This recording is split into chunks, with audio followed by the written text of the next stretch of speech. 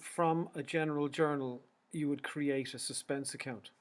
So in this case, again, this is an example. This is not one of the questions that we've been doing so far.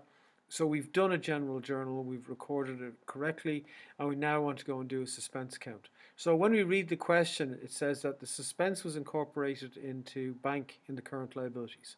So let's just say, for the example here, that we have 10,000 as a current liability for bank. So the bank, we have an overdraft, we owe 10,000.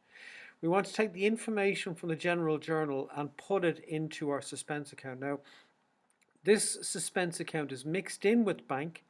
So the reason why I didn't call it a suspense account, I called it a bank account instead, was when we do all of our corrections and we put all of the entries into the suspense account, the suspense part of it will be blank, as in it will be completely clear. So therefore all that's going to be left is the bank figure, and that's the figure then that we would put into the bank the balance sheet later on. So first one here, we see suspense is mentioned debit 4,800, so I'll put 4,800 here, and I'll put the name of the other account involved. So I'm going to call this purchases. Now, I could have called it motor vehicles or J. Brady, anything just to remind me of the name of the other account. The second one here, we see there's a suspense of 1,600 on the debit side, and it's to do with bank.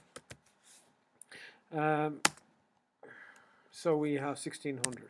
Now, we also have a bank here in this one, and that means that this correction will also need to go into the bank account, which is where my suspense is. So that means that this entry will go in here as well.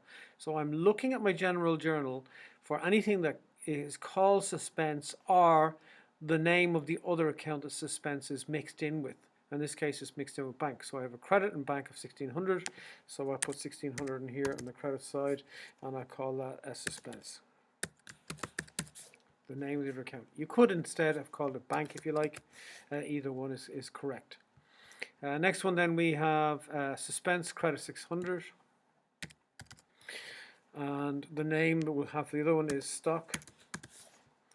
Then we've got sales and capital, no suspense mentioned or bank mentioned. Creditors, a restocking charge, no suspense mentioned, no bank mentioned. So that means that they are all of the entries that will then go into my suspense account. So now what I do is I balance this account. So I add up everything on the credit side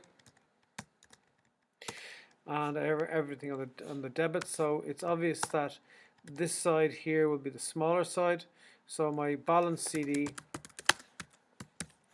is going to be 12,200 minus 1,600 and minus 48.